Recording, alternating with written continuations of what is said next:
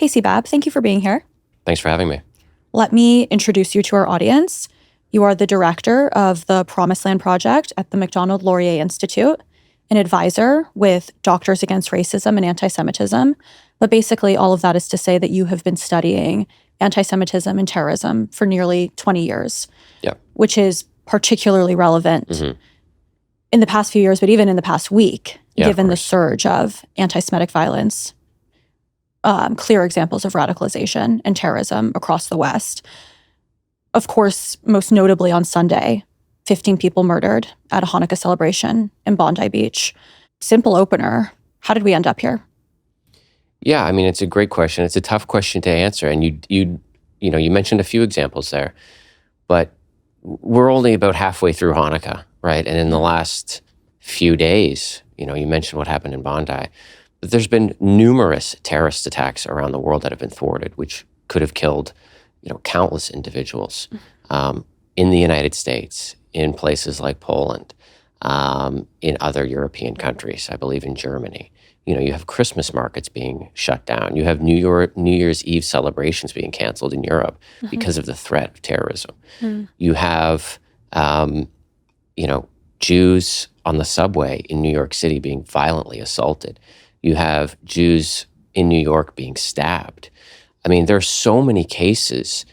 It's alarming. And everybody should be paying attention to this right now. And I'm not sure they are. But I will say, to your question, how did we get here? It didn't come out of nowhere. These attacks weren't, developed or conceived in a vacuum.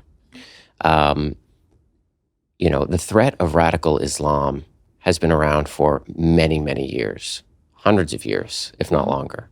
But these issues have festered in our countries for decades. We haven't done enough to combat it. Especially since the barbaric attacks on October 7th. The signs are there. The goalposts have been continuously moved day after day, month after month. And thoughts and prayers are clearly not doing enough. And so that's where we are right now. There are a lot of variables that have converged to get us to this moment. And hopefully we'll get into this a bit, but the threat is very real right now. I want to go a beat deeper on what happened in Sydney, just given the gravity of that attack, given your work in studying terrorism. What do we know about the assailants, their ideological disposition, their motivations, and what led them to that attack that killed, ultimately, 15 people? Right. So I'll say this. Right now, and this is a real issue, Rafaela, we don't know a lot about these men. And this has been a problem that we've seen time and time again when it comes to terrorist attacks, particularly Islamic terrorist attacks. And people will know exactly what I'm talking about. It feels as though details are not being kept for national security reasons. They're being kept for other more nefarious social reasons, political reasons.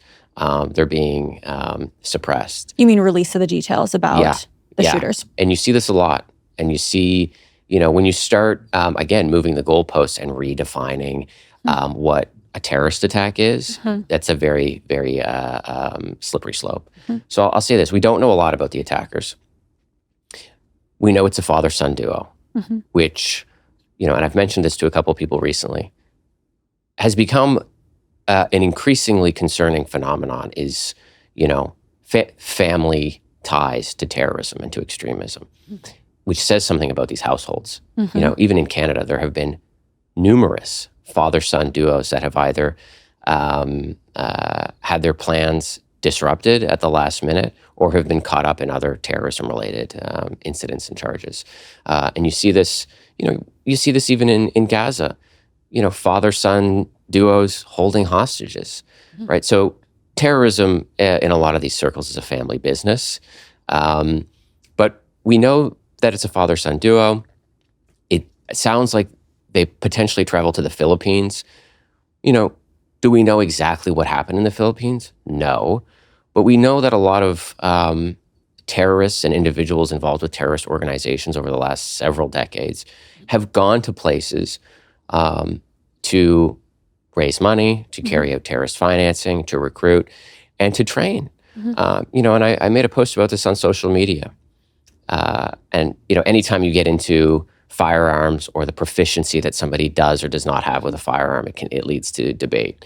But I watched those videos coming out of Australia, and I watched that young man with that rifle. That's not somebody who just picked up a rifle and decided to go kill some people at a beach.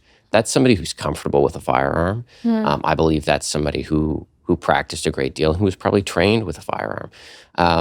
So something's going on there. We don't know all the details. But a lot of these people go to places that to the average person would be surprising. Because, naturally, I think when we talk about terrorism, the average person, if I said, where do you think that training took place? They would go, maybe Afghanistan, maybe in Pakistan or Iran. You have to look at Southeast Asia. You have to look at Africa. This goes back decades and decades where a lot of these things happen in places that we might not expect. Of course, national security practitioners expect it, and they know about these things and they study these things. But, we don't know a ton about these men. But this attack is rooted in Islamic extremism. It's rooted in anti-Semitism and anti-Zionism. And this is a perfect example of the deadly consequences of anti-Zionism and how grave the threat really is right now. Well, I want to talk about some of the response to this attack, because I think what's happened in reference to this attack, but in other attacks as well, is a lot of leaders will come out with statements that say this was about anti-Semitism. These people hated Jews, which was clear because it was Hanukkah celebration, but it has nothing to do with my criticism or rhetoric around Zionism or the state of Israel. And it's sort of been, in my opinion, this tactful separation between what they're painting as anti-Semitism separately from anti-Zionism. How do you respond to that? When people talk about these things and they try to silo Zionism and anti-Semitism and what's happening in Israel from other places in the world, this is a deliberate strategy, and it is complete and utter bullshit. When you indulge the rhetoric, the ideas, the most heinous ideas for years, when you give that oxygen, when you give chants and slogans that are genocidal by nature, a platform, when you legitimize that. This is like failure to disavow, globalize the Intifada, which has been co-opted by the American left. And it's not just a failure. We're embracing genocidal ideas. That's what they are. And of course, this is part of, the Jewish experience for hundreds of years, thousands of years, is taking trauma of the Jewish experience, removing it, and repackaging it as something that applies to other people. Hamas is a genocidal death cult. They carried out an act of genocide on October 7th. Well, let's deny that and say that the Palestinians are experiencing a genocide. The hostages are starving. Let's deny that. Israel is deliberately starving Palestinians. Zionism is an indigenous success story.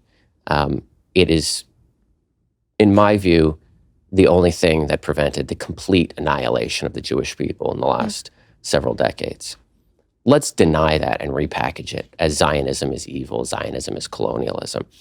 And so that's what we're seeing since October 7th, it feels like the inversion of reality. And the co-opting and repackaging of Jewish pain and trauma for political points, for political purposes.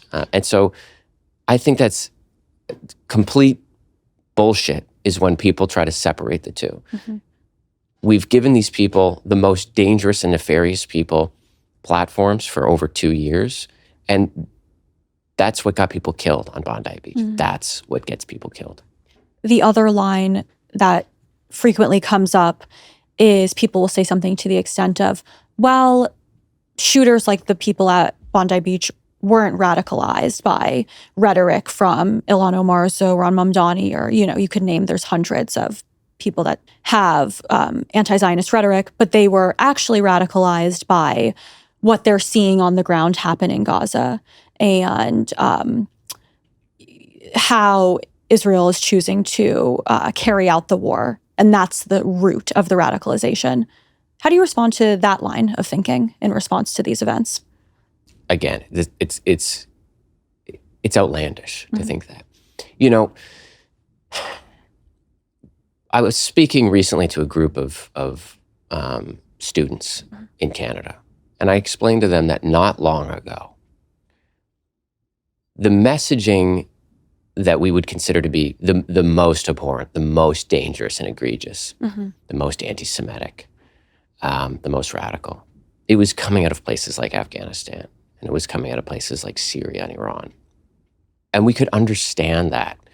And we could go, those messages are coming to us from across an ocean. Now they're in front of us. They're at the coffee shop. They're at the library. They're in the union meetings. They're maybe in the doctor's office. They're everywhere. And so, we used to point to men like Osama bin Laden and maybe, Yahya Sinwar and others as being the drivers of radicalization. Baghdadi, for instance, with the rise of ISIS. And we can talk about, ISIS later perhaps. But our own people in our own countries now are radicalizing a generation. Think about how many people, for instance, read the Protocols of the Elders of Zion. Right. Think about, for instance, how many people really listened to Osama bin Laden and the messaging that he tried to convey to people. How many people really listened to Baghdadi or some of the things that came out decades and decades ago from prison cells in Egypt? Not that many. But how many people will see a tweet from one of the individuals you just mentioned, from a Nick Fuentes or a Candace Owens, that spreads the most dangerous and destructive extremist language that you could ever imagine? Right. And so these people are in our own backyards. They're around us. The people right next to us, that live next to us, they're radicalizing our children. They're radicalizing a generation. So people who say otherwise want to put the blame on radicalization on Israel, on the Jews. And it couldn't be further from the truth. Part of the issue is that leaders are reluctant to name the problem, as we're speaking about. Maybe that's because of fear of being called Islamophobic. Maybe that's because of fear of alienating, segments of a potential voter base. How do you understand sort of the cowardice of people, not even necessarily people who are super anti-Zionist or critical of Israel, but just more middle-of-the-road leaders not standing up and unequivocally naming the problem here? I think for me and for other people operating in this space, people who've studied terrorism, people who have looked at things that are actually not that complicated and things that are really quite clear in terms of good and evil and right and wrong, we look at these things and we're quite baffled by the inability of people, and I'm not just talking politicians, to come out and say the most obvious things. We're sitting here in New York. You have a relatively young man who's set to be mayor, who could not bring himself to condemn Hamas. Hamas killed my friend's cousin. Hamas killed 8 Canadians. Hamas killed the equivalent of somewhere in the range of 50,000 Americans. That's a death cult. And so when you have an individual like that, or heads of universities, or heads of unions, or heads of hospitals, who have lost the ability to come out with any sort of sense of moral courage or common sense, you don't just signal to the most dangerous people among us and abroad that this is sort of okay. It's as though you hold the door open for them and you say, come in, kill us, come in, my friend. And it's astounding. And that to me is among the most dangerous things that you could ever have imagined. Yeah. It's one thing for a terrorist attack to happen. It's another thing to just leave it at thoughts and prayers. And if people, leaders and the people who we revere and the people who only a few years ago we looked at to come out and clearly speak out against things, if they stay silent, more people are going to get killed. One interesting observation as well is that some of the people who have spoken out most strongly and with the most moral clarity have been Muslims. Correct. I'm thinking Ayan Hirsi Ali, Masih Alinejad, Correct. Ahmed Fouad Al-Aktib, all people we've worked with a lot, who have been both the victim of this brand or strain of Islamism.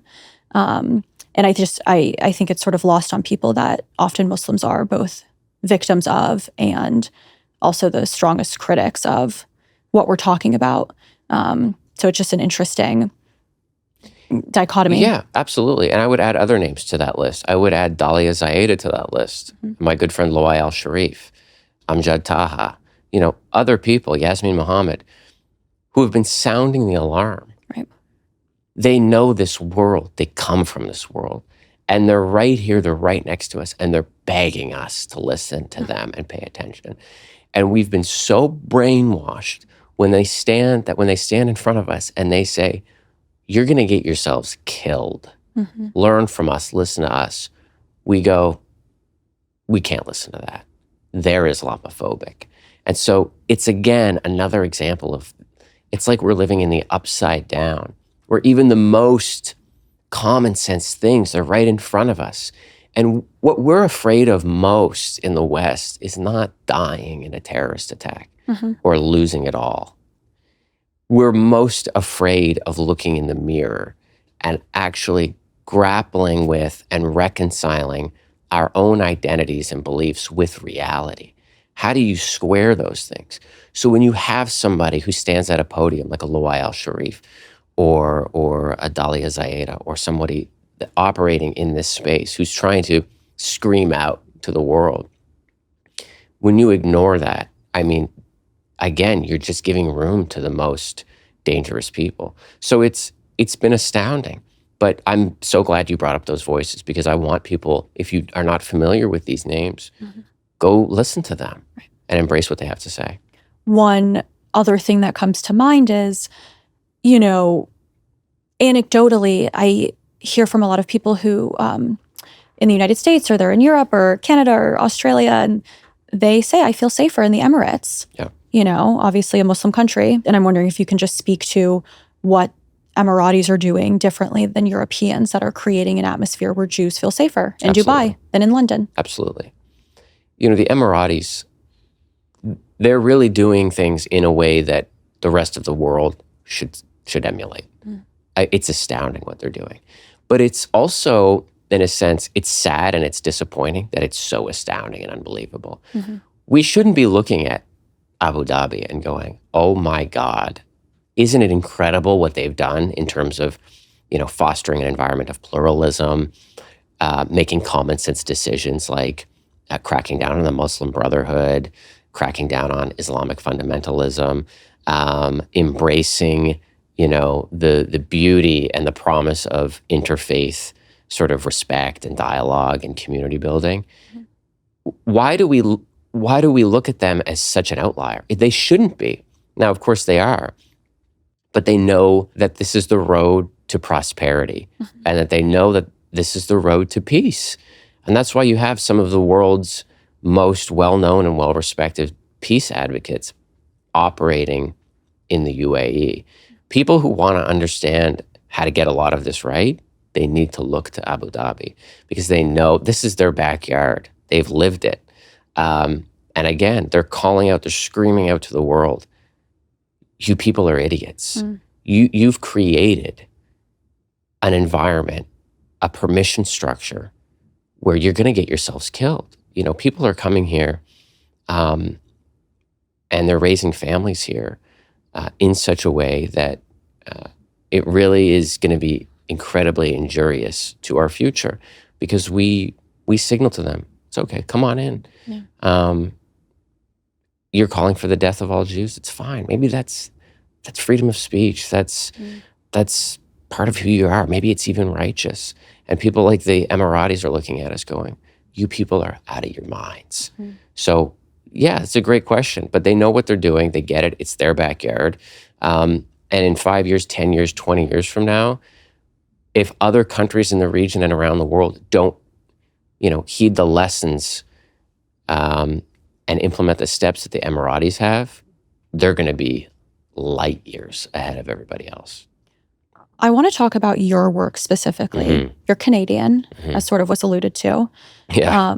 Obviously, as mentioned, you study national security, terrorism, anti-Semitism, as we've been discussing. And I think it was Mark Jubowitz on Twitter say something. Who's also Canadian. Yeah. Say something to the extent of, Toronto is next because it has similar disposition when it comes to immigration and the sort of like deepening tolerance for Islamism within Canada. So I want to dive in there and go specific on Canada. It's your area of expertise. What is specifically driving extremism in Canada? That's a really great question. There are several factors that are converging, which have made Canada one of the most dangerous countries in the world when it comes to extremism and radicalization. Some people may disagree with me. No, this is a fact. You have, and perhaps we'll get into this if we have time, but you have numerous terrorist organizations operating with relative impunity in the country. So that's an issue. Which groups are operating? Well, hundreds, maybe thousands of individuals connected to Hamas. Wow. You have Hezbollah, which for decades and decades has been raising millions of dollars and recruiting people in Canada. You have the Muslim Brotherhood, which treats, Canada from coast to coast. It's their sandbox. It's a forward operating base for the most dangerous individuals in the world. And look, I want to make it clear, Canada has some of the top national security and intelligence practitioners in the world. They do. And these are not people who just punch in and punch out. They've dedicated their lives to this. But they're up against a tsunami. So it's the groups radicalizing a generation. It's the terrorist financing. It's not having the chutzpah or the moral clarity or courage to crack down on these groups in the way that, again, is just common sense. It's not having the resources to appropriately address some of these issues. It's letting in people from countries in droves where what we would consider to be extremist ideas or radical ideas, this is normal stuff. It's not rocket science, Rafaela. And I'm so tired of people framing things which are so straightforward as complicated. When people say, oh, that's complicated, that to me sounds just idiotic. That's them saying, I either don't want to dedicate any time to addressing this issue, or I don't understand this issue, or I'm uncomfortable talking about it in a realistic way. So I'll just say it's complicated. When you let in hundreds of thousands of individuals from countries where the belief system, the way of life is completely antithetical to everything that we've built in the West, you're going to encounter problems. And that's not to say I'm against immigration. I think like you, I'm surrounded by people who are, the descendants of immigrants. But just because immigration is good doesn't mean more immigration is better. I'm not against immigration. I'm against stupid and bad immigration. So that's a real issue. And then on top of that, we are also radicalizing our own people. And that's not being talked about enough. You're letting in people from countries that harbor extremist, anti-Semitic, anti-Western values in large numbers. It's just a fact, okay? It might make some people uncomfortable, but it's what it is.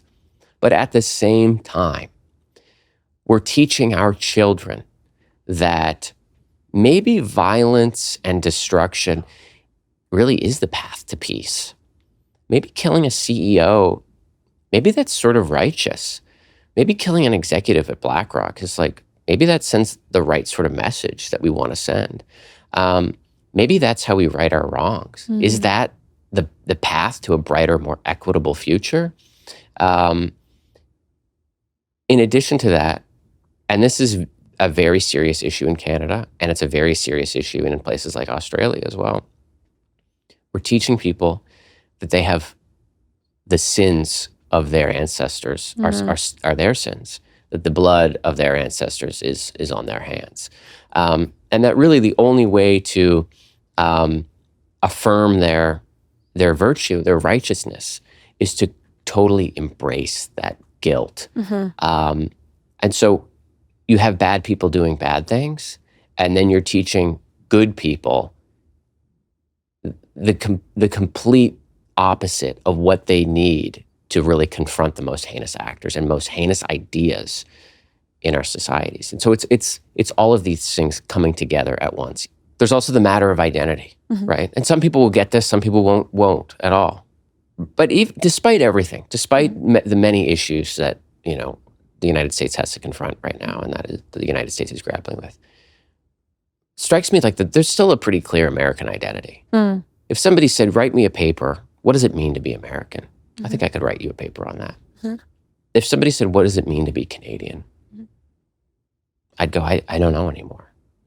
And you're seeing this. What kills me also is how this is affecting the vast majority of immigrants who have come to places like Canada, who are great people, who want to come to a country that they were told is one of the greatest countries in the world.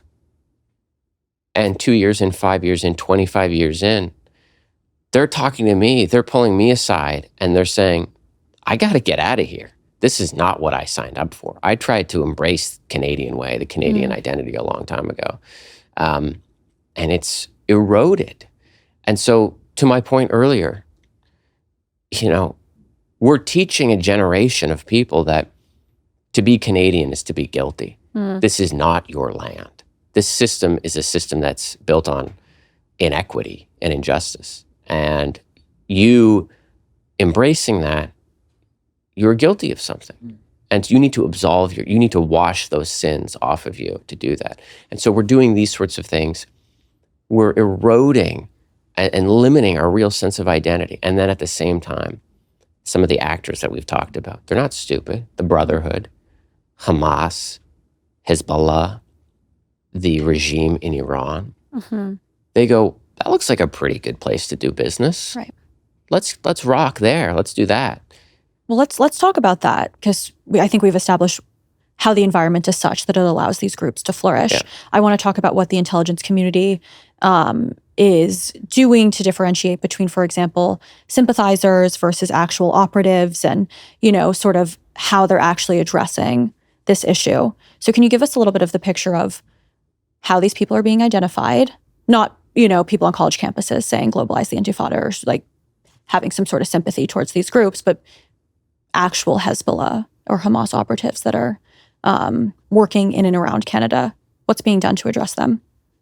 Even 10 years ago, if somebody would say something crazy repeatedly, you go, oh, that person, they're going to be a problem. Look at all the stuff they said. Yeah. Let's get eyes on them. Let's maybe look into their bank accounts. Let's see what's going on there. That's happening every day on social media. That's happening at some of the rallies that you've talked about. That's happening in mosques repeatedly. So I think they're doing a great deal, and I think they're doing pretty much everything they can.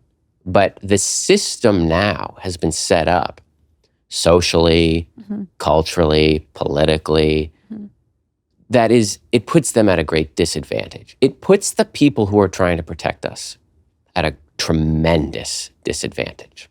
Do you get a sense of how many people they are tracking, or what the number of foreign operatives with terrorist links are in Canada?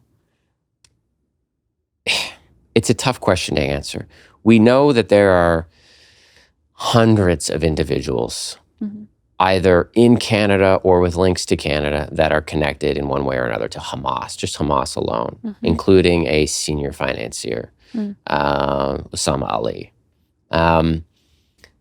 So it's tough to say. When you look at other groups like the Brotherhood, maybe individuals are who connected to the Iranian regime, maybe Hezbollah, maybe individuals who are very sympathetic to ISIS, and other terrorist organizations. You know, we're not even talking about, you know, white nationalist organizations or, you know, far left terrorist organizations. I'll remind the listeners that, you know, the terrorist attack that was foiled in the United States recently is a left-leaning extremist, pro-Palestinian extremist group.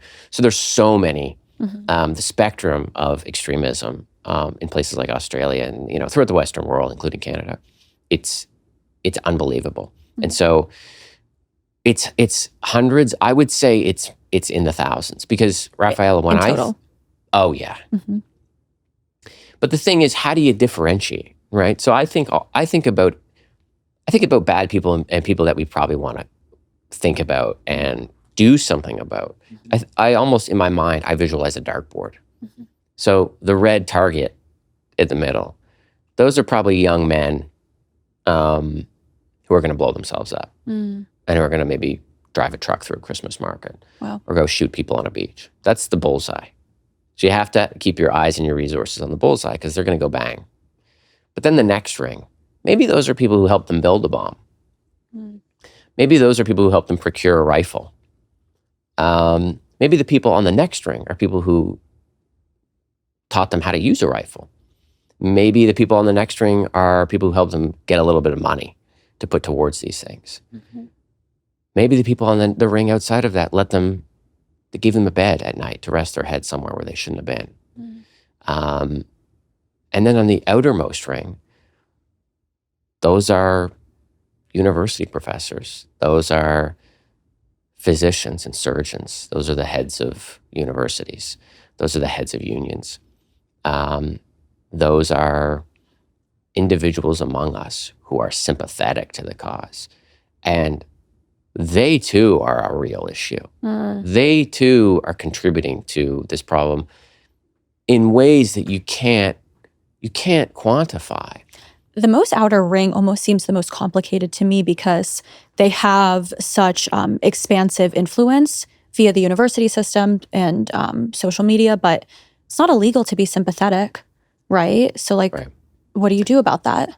Yeah, you're absolutely right. It's not illegal to be sympathetic to terrorists and extremists. Yeah. But it's also not illegal to speak out against it and to speak out against these people. But that's sort of what it feels like, right? Somebody says, let's globalize the Intifada. Send the Jews back to Poland, which they've chanted down the street from my house in Ottawa numerous times. They've chanted it outside the Prime Minister's office. When they say from the river to the sea, it's not illegal, but it's also not illegal to come out and say, that's heinous. There's no business for that to be said in our country. Right. And if you want to say that, take it somewhere else. There seems to be a few different buckets of risks regarding everything we're talking about, which is domestic terrorism in Canada, facilitation of terrorism abroad, which is, as I think you alluded to, some of like the money laundering or resourcing that then gets transported from Canada to Gaza, Lebanon, so forth. And then the risk to U.S. national security, since we share a border. Yeah. I want to sort of take those one by one so people can understand. And I want to start with the facilitation of terrorism abroad. Can you go a little bit deeper on the money laundering operations and how financing is transferred from Canada into terror networks? Yeah, that's a great question. There's a lot of different ways. And again, there's great people working on these things, but there are thousands of people, thousands, who are finding ways to either generate money in the West to send abroad to carry out terrorist attacks, or who are generating money and resources in the West to carry out attacks in the West. And they're doing this through a wide range of means. So this could include everything from selling drugs, the drug trade, the linkages between Islamic terrorist organizations and criminal organizations. This goes back a long time. The car thefts in Canada, which are out of control. A lot of those cars are making their way to a port. They're getting on a ship. Ships going abroad to somewhere like Lebanon. The car is being driven off the ship, and it's being sold with the deliberate purpose of raising money for groups like Hezbollah. So your Honda Civic or your Toyota Corolla that just got stolen in Montreal or Toronto or Vancouver or Halifax, good chance that it ended up somewhere and it's being used to buy weapons to kill Westerners, to kill Jews, to kill Israelis. Remittances is another major issue. How do you crack down on an individual or a family in Canada or the United States or Australia who's making some money and they want to send it back home just to help mom and dad out? Well, maybe you are helping mom and dad out, but maybe you're also helping out somebody who's going to kill my children. Maybe you're helping out somebody who's going to kill Matilda on Bondi Beach. So these are things that people really need to think about. And there's a wide range of other gateways that they are using to exploit really the economy and to exploit our freedoms to their advantage. I think when a lot of people hear Hamas, Hezbollah, ISIS, they think of something that's happening overseas. Something in Lebanon, something in Gaza, something in Iraq, as it pertains to ISIS. But I think you have made the case in some of your speaking and writing that it's closer to home than we think. Can you tell us about that? Yeah, I mean, it's not just closer to home. It is home. They're here. People need to understand this, and this is lost on most people. Hamas, Hezbollah, the Muslim Brotherhood, they're next door. And their supporters are teaching our children what to think in university classrooms and in high school classrooms. They are treating patients at hospitals. They're treating your mom and dad in the doctor's office. They're involved with our unions. They're organizing campus protests. They're at campus protests. We need to stop thinking about individuals as though they're in the mountains of Tora Bora or in a prison in Syria or in a back alley in Karachi. They're in your coffee shop. They're your neighbor. And how do we know this? Because they tell us. They tell us this is who we are. And we go, that's okay. Come kill us. And they go, we will. And yet we've neutered ourselves and generations that will come after us to take these things seriously. We're afraid to. And when you say they're in our coffee shops and they're closer to home, I just want to make sure I'm really understanding. You're saying someone who is actually an operative in communication with Hamas and not someone who's sympathetic to Hamas? Both. People who work for these organizations are among us. They're not collecting money in some back alley in the Middle East. They're just down the street. They might have a 9 to 5, but they might also do something on the side. Like maybe they're recruiting. Maybe they are raising money. Maybe they are disseminating propaganda. Maybe they're facilitating places for these individuals to rest or to have a space to operate. They're facilitating terrorism and the most dangerous things that people could probably imagine. And then at the same time, it's the sympathizers that I'm talking about who say, no, we're right here. Because it's not a question of how do we know that? I mean, they tell us that. Raphael, in Canada alone, numerous people went to the funeral of Hassan Nasrallah. In America, many people went to his funeral. And then they come back here and they're hired by universities or they're hired by hospitals. Where do we think that leads? It's going to lead to our own Bondi. it's going to lead to our own October 7th or our own Manchester. I mean, you can only play whack-a-mole so long. And I keep telling people, it's not a matter of time. It's right around the corner. It's any day now, I would imagine. We've been talking, of course, about all of these non-state actors. Mm-hmm. The other, potential threat is IRGC, which you've written a lot about. Yeah. You've written in the pages for the Free Press about Mm-hmm. members going in and out of Canada. Just to start really elementary, what is the IRGC and what are they doing in Canada? Yeah, so the IRGC is essentially an official wing of terrorism of the Iranian regime. That's how I sort of think of them.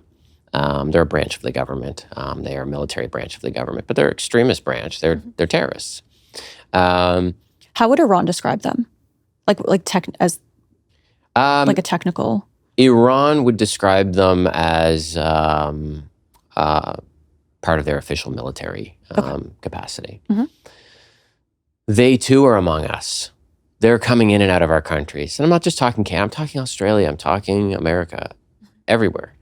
I wrote about this in the Free Press. In Canada, you're looking at probably hundreds of Iranian officials who have either resettled, restarted in Canada through various ways, or who've come in and gone out, treat our permissive immigration system as something that they can use to their advantage. Yeah. But they're very dangerous, and you see this playing out in the real world. Canada has thwarted, let's just say, numerous attacks, violent, deadly attacks by the Iranian regime in Canada against Canadians. We don't know how many. This is not public information. But we do know that one of my idols, one of my mentors, the great Erwin Collar, who's a Canadian peace advocate, an icon, his life was threatened by the Iranian regime in Canada. He's under 24-hour protection. Oh. Dissidents in Iran are being intimidated. They're being threatened. Their families back home are being threatened. These are the nicest people in the world that you could ever come across, and they deserve better. And they're under threat from the regime. But even recently, I was speaking with somebody who's, I'll just say, they're very well known. They're internationally known. I was speaking with them in person, and I think they were trying to joke around with me a little bit. But I think there was also a kernel of truth to what they said. They said, "I saw your article in the Free Press on Iran." I go, "Oh, great, that's great." They go, "You're going to get killed," and they sort of just, they were joking a little bit, but it felt like they weren't joking. And that's a real thing. When you start talking about these groups, when you start shining a light on these groups, you're putting yourself in the crosshairs. And we're seeing that play out in Canada, and the US, and abroad. One interesting nuance here that I want to ask you about is something I've been thinking about, which is that it is plausible to think that anyone who has, not anyone, but a lot of people who have lived in Iran, who have business or, had a life there, may have some connection to IRGC, but might not necessarily be threat to life. Right. So how do you distinguish between who's actual threat to life and who has IRGC connection just by nature of the circumstance that they were born into, which might be some unavoidable connection? It's really tough. And it's the same thing with other organizations like Hamas or Hezbollah. How do you, just because your uncle was maybe or maybe not involved with the group, does that mean that you're sympathetic to the group? Are you doing something for the group? Right. It's the same thing when it comes to Iran. Are the overwhelming majority of Iranians coming into the West good people who pose no threat? Of course. They're great people. They want a better life. They come here. They do the right thing. They make our countries a better place. And many are extremely critical of the regime. Absolutely. The ones that come to you. Absolutely. And they risk their life to be critical of the regime. Right. And they should be protected, and they should be celebrated for their courage in doing that. And many of those people, by the way, I wrote about and interviewed for that article in the Free Press. And so my hat's off to the Free Press for giving them a voice and a platform. But But you have to set thresholds. You have to have bars. In Canada, for instance, it's whether or not an individual served as a senior official in the Iranian regime. That's on paper one way of going about it. Now, but this is difficult, right? Because isn't everyone conscripted? Well, even if that were the case, it can be rather subjective.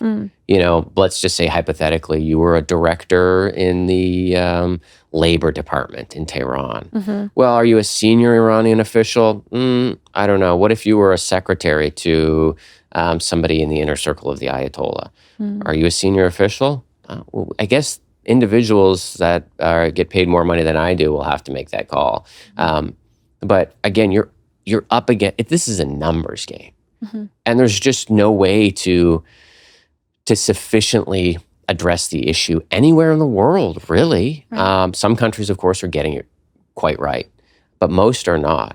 And this really plays to the advantage of groups like that we've been talking about, like Hamas and Hezbollah. Numbers, and embedding themselves in our societies. Trump listed the IRGC as a terrorist organization in 2019. Yeah. Canada followed suit. What is the practical impact of that? Some people, I think, saw it as more symbolic than actually having teeth to move the needle. What are your thoughts there? I think everything helps. Every little bit helps. List them as a terrorist organization. Check. Cut down on immigration. That would be another check. Start speaking out clearly and unequivocally against these people and these organizations and these regimes. It's another check. Start enabling people to do the same thing. That would also help. And start signaling to the people that I talked about earlier who are radicalizing our communities that's not going to fly, that's not going to be accepted. So I think I wouldn't say that any of those things are symbolic. You list the Muslim Brotherhood as a terrorist organization. That's not symbolic. The people who are saying that, they probably either don't want to put the work in that's going to come with that, or they don't want that to happen. They don't want that to happen. So these are not symbolic moves. These are moves that make a difference. And every little drop in the bucket that makes the lives of these people harder, the people who are trying to kill us, that's good for us. There can be a crackdown on IRGC movement within Canada. That said, as you've noted and as other people have reported on, the group can just contract Russian mob, other criminals within Canada to carry out their work. How can that be addressed? Well, we know that in countries throughout the Western world, a lot of this work is contracted out.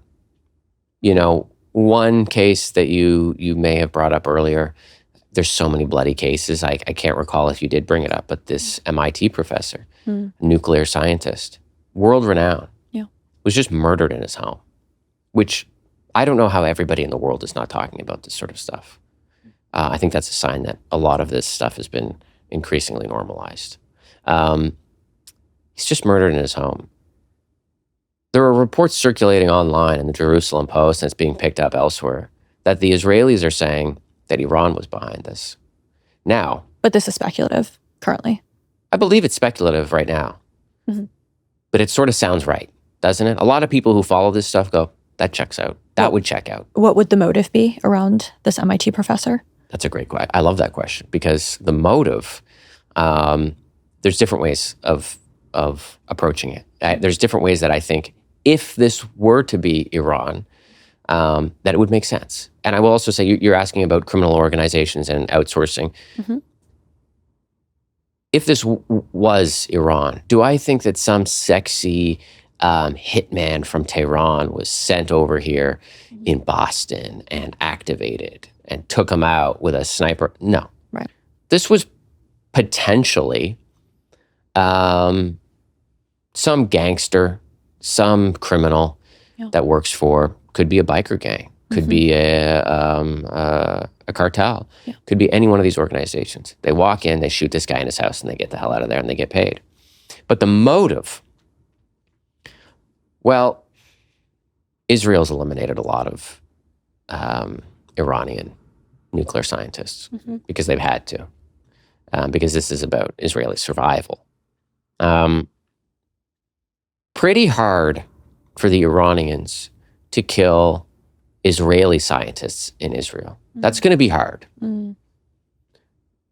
Why not just kill a nuclear scientist abroad? That sends a message that if you keep doing this, we'll just kill people that have, and when I say matter, I mean that have, important positions. And yeah, that could be it. So that really sort of jives with what I would expect to see coming out of Iran. There's also a threat to the lives of a lot of Iranians in the United States and in Canada. Can you tell us from the piece you just wrote and from your interaction with Persian Americans and Persian Canadians how they're feeling in this moment? I don't know if I would say that they are fearful all the time or that they're petrified, but they have a heightened sense of awareness and a heightened sense of vulnerability. And some of them are petrified because some of them are actively under threat. They're actively being targeted. Their families are being targeted. And we need to do a hell of a lot more for these people. We do. Explain the threat to the United States, given that we share this border. Yeah. Here's what I would say on that. The greatest threat to the United States coming from Canada is not fentanyl. It's not guns. It's not other drugs. It is Islamic extremism. The greatest threat crossing that border are radicalized individuals with some connection to Canada that can travel freely across that border who are going to come here and they're going to do bad things, or they're going to enable people to do bad things. That is the greatest threat. There's too many examples that we could talk about of individuals in Canada, and this is a matter of public record, of public knowledge, because we talked about this earlier, Rafaela. They don't hide it anymore because they don't have to. The days are over of people whispering that they want to kill Jews. Those days are over. They'll tell you that right to your face. They'll tweet about it, or they'll post about it, or they'll say something through a megaphone. There are a lot of individuals like that that may very well do something heinous in the United States. And I don't want to sound alarmist, but this is a real issue. And I'm not trying to diminish the danger and the risk and the deadly risk that comes with some of the other, goods or assets that could come across the border. But that, in my mind, and I've studied and watched terrorism my entire adult life, that is the biggest threat. So that is what Americans need to be thinking about. And big picture, do you think American intelligence and even Canadian intelligence has enough visibility or the right toolkit to be monitoring this? I think that they, to a certain extent, that they do. However, what I will say is that, and again, I think this is sort of really a theme of our talk today, is that, and right, when I talk about the past, I'm not talking a long time ago. I'm in my mid-30s, okay? Maybe 10 years ago, 20 years ago, okay? The individuals who were going to be a problem, who were dangerous, they were siloed. So they were in a small bucket. I'm thinking about people like Jihadi John or Osama bin Laden or Yahya Sinwar. We knew about these people. Terrorists who were operating in our own countries, extremists who were operating in our countries. Bubble, secretive in the shadows. But the powers that be, they knew about these people. And if they didn't, they were few and far between. Now you have people across the ideological spectrum, so many of them. Again, these are people working in universities. This is a McGill University professor saying anything short of full-throated financial ideological support for Hamas is not enough. It's a failure. These are people who, again, went to attend the funerals of our slaughterers and then came back. There are so many people like that that I don't know how a system adapts to that so quickly. How do you go from 10 or 100 to 10,000? You know what I mean? The messaging is there. It's so normalized. It's being taught to our children as something righteous. Well, I wanted to just hone in on that, which is I read that 1 in 10 terrorism investigations in Canada involves a minor under 18. Yeah. So, I mean, that's like pretty significant. I mean, terrorists are getting younger and younger. Terrorists have always often been young men. Now we're seeing children. We're seeing in Canada numerous terrorist attacks that have been thwarted that involve minors. You're seeing minors involved with terrorism-related incidents around the world. This is a very, very serious issue because they're being radicalized in the home and they're being radicalized on the internet.